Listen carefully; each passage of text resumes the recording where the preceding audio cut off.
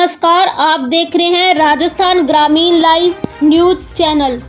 जोधपुर जिले की पंचायत समिति केरू की ग्राम सेवा सहकारी समिति लिमिटेड पोपावास के नवनिर्वाचित अध्यक्ष सांगाराम चौधरी ने राजस्थान ग्रामीण लाइव न्यूज चैनल के साथ वार्ता में बताया कि किसानों को समय पर खाद, बीज व ऋण दिलवाने की कोशिश करेंगे और सरकारी योजनाओं का लाभ भी दिलवाएंगे।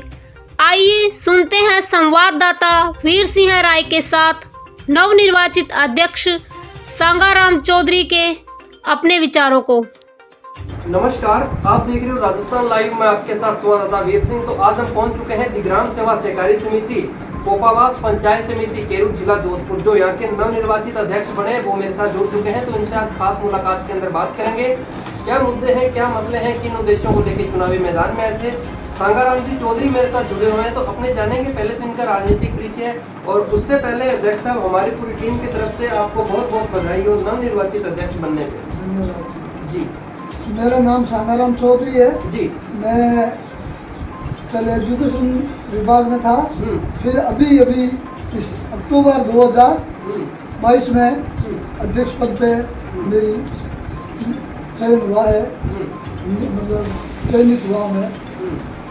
पहले मेरा तो इसमें कोई वैसे विशेष लगाव नहीं था, ग्रामीण भाइयों का थोड़ा मन मानस बन गया था, क्योंकि जो पहले इस सोसाइटी का अध्यक्ष थे वो ही वापस दूसरी बार बनने को इच्छुक थे। तो लोगों ने कहा कि बार बार ये क्यों इच्छुक होते हैं और किसी को मौका मिलना चाहिए। उस कड़ी में हमको भी ये दूसरी बार मौका दिया जी। तो अध्यक्ष साहब अगर अपने बात करें, आपने भी देखा होगा 11 साल के बाद में चुनाव हुए, चुनावी सरगर्मियां काफी तेज थी, काफी जगह चुनाव हुए, काफी जगह निर्विरोध हुए। अगर अपने यहाँ ग्राम सेवा सहकारी समिति पोपावास की बात करें तो यहाँ आपकी चुनावी प्रक्रिया किस प्रकार की थी? हमारे यहाँ आधे मेंबर तो इलेक्शन से चुने हुए थे, आधे निर्विरोध हो गए, और अध्यक्ष पद के लिए निर्विरोध ही चुना गया, क्योंकि उनके थोड़ा पलड़ा हल्का देखा तो उन्होंने फिर वो अपने हथियार डाल दिए और काम निर्विरोध चुन लिया। तो अध्यक्ष साहब जैसे कि अगर बात करें आपके राजनीतिक सफर की, राजनीति की शुरुआत की, तो राजनीति के अंदर कितने लंबे समय से जुड़े हुए सर? राजनीतिक क्षेत्र में मेरा अनुभव 0 है। मैंने आज तक राजनीति में बिल्कुल अंतरात्मा से किसी तरह का भाग नहीं लिया। इससे थोड़ी सी मेरे को मन में आज भी कहता हूँ, पहले भी नफरत है इसमें। पक्षापक्षी फेस टू फेस झूठ बोलना, मतलब सामने दिख रहा है ये इमारत बनी हुई है और वो कह रहे हैं कि ये इमारत नहीं है, इस प्रकार मेरे को बोलना आज तक न तो पसंद था न मुझे पसंद है, न पसंद करने की हमारे पीछे कोई उम्र बची है जी। तो सत्य पे चले, सत्य पे चलेंगे, धोखा देने वाला ही धोखा खाएगा, ये हमारी पुरानी जो परंपराएं हैं उनको मानते हुए ये विश्वास है जी। तो अध्यक्ष साहब देखो, कहीं ना कहीं शिक्षा के अंदर भी राजनीति आने लग जाती है। कॉलेज टाइम के अंदर आपने देखा होगा कॉलेजों के भी चुनाव होने लग जाते हैं और काफ़ी जगह वाद विवाद भी होने लग जाते हैं। और आपके द्वारा पढ़ाए गए स्टूडेंट आज आपको सरपंची पद पे मिल जाएंगे, प्रधान मिल जाएंगे और आने वाले समय में MLA MP भी मिल जाएंगे। आपने देखा है ये होता भी है अध्यक्ष साहब कि जो टीचर होते हैं काफ़ी बार उनको भी MLA के सामने MLA के सामने जाना पड़ जाता है कि MLA साहब हमारा ये काम करो, और वो MLA अपना ही स्टूडेंट होता है। आपने देखा होगा काफ़ी अध्यक्ष मेरे को ऐसे भी मिले हैं। तो अध्यक्ष साहब उससे पहले मैं आपसे जानना चाहूँगा, जो अपनी किसान की समस्या है, आपको ऐसी सबसे बड़ी किसान की क्या समस्या लगी जिसकी वजह से आपको चुनावी मैदान में आना पड़ा और आपने ये सोचा अगर हमें यहाँ की जनता अध्यक्ष बनाती है सबसे पहले किसान की समस्या का समाधान करेंगे? किसान मेल जो ये GSS ग्राम सेवा सहकारी समिति बनाई जाती है वो केवल किसानों के लिए बनाई जाती है। उसमें गरीब किसानों को फसल बोने के लिए, खेत तैयार करने के लिए जो ऋण देने हेतु, उसमें शुरुआत तो इनकी बहुत साफ थी। अब पक्षापक्षी में भले ही इनमें कुछ भ्रष्टाचार होने लगे हैं, खाद बीज में भी होने हैं, लोनिंग में भी पक्षापक्षी होने लगी है, ये बहुत गलत है। और ये जो इंश्योरेंस का शुरुआत किया है इसमें भी बहुत कुछ तो यहाँ से इंश्योरेंस कराने में किसान खुद अपने खातों में पैसे नहीं रखते तो उनका इंश्योरेंस कम होता है। जिसकी किस्त कम होगी तो इंश्योरेंस वापस वसूलने में कम ही आएगा, फिर वो नाराज होते हैं उसका इंश्योरेंस इतना पास हो गया और मेरा कम हुआ। तो भाई किसान भाइयों को अपने खाते में पैसे रखने चाहिए, या उनका सेविंग अकाउंट हो उसको जुड़ा हुआ होगा तो उसमें से इंश्योरेंस के पैसे कट सकते हैं। ये किसानों की थोड़ी सावधानी रखनी है। और बाकी तो भाई इंश्योरेंस में इंश्योरेंस कंपनी देती है, सरकार ये आंकती है कि कितना नुकसान हुआ है। सरकार कम आंकती है तो मुआवजा कम आएगा, सरकार खर्चा थोड़ा ज़्यादा आंकती है, सही आंकती है तो उसका मुआवजा भी सही आएगा। ये आंकने के या रिकॉर्ड के अनुसार भी आते हैं। जी, तो अध्यक्ष साहब अगर अपने बात करें, आपकी समिति के अंदर काफ़ी अऋणी मेंबर भी हैं जिनके पास ज़मीन है लेकिन फिर भी वो अऋणी है, और वो भी आपसे कहीं ना कहीं उम्मीद लगा के बैठे हैं कि जब हमारे अध्यक्ष बनेंगे हमें भी ऋणी की श्रेणी में किया जाएगा, तो उनके लिए क्या कहना चाहोगे सर? ये अऋणी है ना, वो ऋण लेने वालों को तो ऋण देता है। कुछ ऐसे होते हैं एक बार मेंबर किसी के कहने से बने या मन से बन गए, फिर उन्होंने देखा कौन पढ़ते पड़े कभी देना और लेना, और घर के जिनके राम जी की मेहरबानी पैसे करते ही है तो वो ऋण ले कुछ अमूमन लेना नहीं चाहते। जैसे किसी की मतलब जैसे घर में एक जना ले रहा है, दूसरे के नाम की ज़मीन है तो उसने बोल दिया अपने तो ये ले रहे हैं बहुत है, अपने मेंबर बन गए सोसाइटी के, जब जरूरत होगी तो ले लेंगे, जरूरत नहीं है तो नहीं लेंगे। तो इस प्रकार अऋणी जबरदस्ती नहीं है, अऋणी तो अपने ज़्यादातर तो मन से ही है। कुछ जो नए मेंबर बने हैं उनको ऋणी लोन लेना है, उनके पास होने की प्रक्रिया में थोड़ी प्रोग्रेस चल रही है। भाई जो लेना चाहे उनको अऋणी को भी ऋण देना चाहिए, और जो नहीं लेना चाहे तो उसको तो कोई जबरदस्ती नहीं है। जी जी, तो अध्यक्ष साहब कहीं ना कहीं पशुपालकों के भी लोन चल रहे हैं जिसको अपने एंटी लोन बोलते हैं, जो समिति के अंदर अभी हाल फिलहाल में काफ़ी समितियों के अंदर फाइलें हो चुकी, काफ़ी मैदान प्रगति के भी चल रहा है। अपने यहाँ की बात करें तो कितनी फाइलें करती है? इस बारे में सर बात तो चल रही थी अऋणी, पर बात यह है कि इस जमाने में कुछ किसानों की मतलब नीति को सरकार ने भी थोड़ा, लास्ट ईयर की बात बताऊँ कि किस्तें लोन जब मैं बंद करना माफ होने के चांसेज हैं, तो इस प्रकार लोगों ने लोन नहीं लिया। लोगों की एक दो बार जो सरकार ने ऋण माफ किए ना, उसके बाद में उनका थोड़ी मंशा ये रहती है कि देंगे नहीं, माफ हो जाएगा, नहीं देंगे तो क्या करेंगे, माफ हो जाएगा। उसके कारण अब ये जो पशु लोन है ये देने में मैनेजर हिचकिचा रहे हैं कि लोगों की भावना तो है न देने की, और वसूली ये लोन माफ होने के होते नहीं है।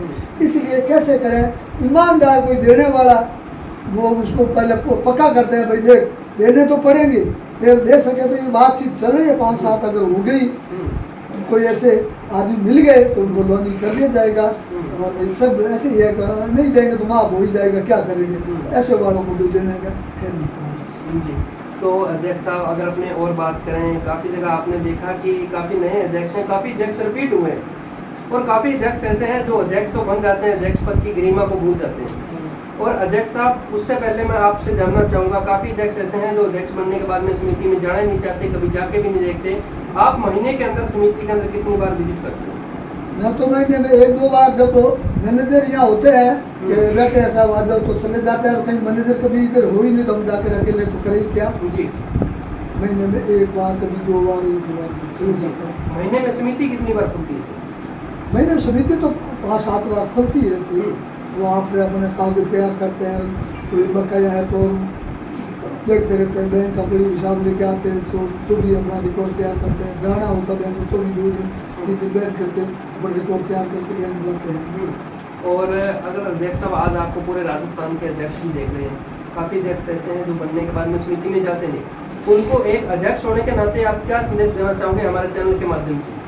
संदेश यही है भाई, आवश्यकता होने पर जरूर जाना चाहिए। जब सब पूछते रहना चाहिए मैनेजर से, भाई कोई काम तो वो क्या मैं बैठा हूँ और आप भी आ जाओ, तो 2-4 मेंबर भी आ जाए तो कोई बातचीत भी होए, क्या योजना है सरकार की उसका भी अपन को पता चलता रहे। ये बात है, उनको मैनेजर को पूछते रहना चाहिए, मेरी योजना आई तो अपन भी चले जाए, अध्यक्ष को जाना चाहिए, 2-4 मेंबर को बुलाना चाहिए, और नई योजना का प्रचार प्रसार तो होना चाहिए। जब लोगों को बुलाएंगे उनको कहेंगे तभी तो होगा, नहीं तो कैसे होगा। जी, तो अध्यक्ष साहब उनको क्या कहना चाहते हो जिन्होंने आज आपको इस पद पे बिठा दिया गया, आपके वोटर सपोर्टरों के द्वारा एक निर्विरोध अध्यक्ष बना दिया गया, इस पद का ताज बना दिया गया, अपने वोटरों के लिए क्या कहना चाहोगे? अपने वोटर्स के लिए यही भाई, उनकी समस्या का बिल्कुल तय दिल से समस्याओं के निराकरण में मदद करेंगे, और कोई घोटाली होने नहीं देंगे। होगा तो जो हमारी मैनेजर की होगी पहले भी क्या रखा है, और कोई भी छोटी मोटी बात हो तो पहले सोसाइटी में बात कर ले बैठ कर समिति में, फिर उसका अगर यहाँ निवर्तन हो जाए तो बहुत अच्छी बात है। यहाँ होना ही करना ही अच्छा है। बाहर जाने से कुछ निश्चय की कोई नहीं होनी है। जी। जो काम होता है यहाँ होता है, घर में होता है, वो काम बाहर निकलने पर नहीं होता, ज़्यादा तनातनी होती है, उससे नुकसान ही होना, फायदा होना नहीं है। और बिना काम का टाइम हो रहा तो बर्बाद होता है, सोसाइटी बदनाम होती है, और उसके देखा देखी कोई और लोग भी खराब होते हैं कि उन्होंने ऐसे कर दिया, हम भी ऐसे कर, होना आपकी जी। कुछ नहीं है। व्यवस्था के हिसाब से ही सही व्यवस्था होगी, वही निभाएगी। जी। जिसमें कोई गलती करेंगे वो निभरेगी नहीं। जी सर, चुनाव का दायरा 5 साल का होता है और आपका अभी कार्यकाल चल रहा है, आपका कार्यकाल की प्रगति पे भी है, और आपको बने हुए समय 5 से 6 महीने के समथिंग हो भी गए हैं। आपका 6 महीने की अगर सुझाव की बात करें या अनुभव की बात करें तो क्या संदेश देना चाहोगे अपने अध्यक्षों को? आपके अनुभव के हिसाब से क्या सुझाव देना चाहोगे चैनल के माध्यम से? अध्यक्षों को तो सुझाव क्या है जी, मेन चीज तो बता दें कि कुल मिला के तो हमको अध्यक्षों को कर्तव्य और उन्हें अधिकार, ये बुकलेट या प्रिंटेड ऑथराइज्ड ये हमको दिए जाए सब अध्यक्षों को, तो वो उसके हिसाब से करते। नहीं तो हम तो कैसे चलाते हैं, मैनेजर के मैंने मिली भगत कोई काम को ऐसा कर दे, नहीं करना। एक नियम कानून कायदे हमको लिखित में दे दे तो मैनेजर भी सोचे हैं कि इनको ये बात जानते हैं, तो वो भी अपने हक में चलता रहे, अपने अधिकार क्षेत्र में चले, और मैनेजर भी उनको कहने की जरूरत नहीं तो हमको कुछ अधिकार क्षेत्र है नहीं, है तो हमको ज्ञान नहीं, हमको दिया नहीं, लिखित में देना चाहिए, वो बहुत ही जरूरी है। इसमें बैंक की गलती हम तो मानते हैं कि बैंक या तो हमको ये पद देना ही नहीं चाहिए, अगर पद दिए तो उनको अपना कर्तव्य और अधिकार से परिचित कराना जरूरी है, नहीं तो ये काम होने में थोड़ी शंका रहती है। शंका क्या है कि 19-20 ऊपर नीचे होता तो भी हमको पता नहीं चलता कि ये सही हुआ या गलत हुआ। हमारा अधिकार क्षेत्र और कर्तव्य बताएंगे तो हम कर्तव्य से भटकेंगे तो मैनेजर कह सकता है कि आप साहब आपका कर्तव्य ये नहीं है, ये है, और वो अगर कर्तव्य से हटे या भटके तो हम उनको कह सके मैनेजर साहब ये आपका कर्तव्य इस प्रकार नहीं है, आपको इस प्रकार काम करना है।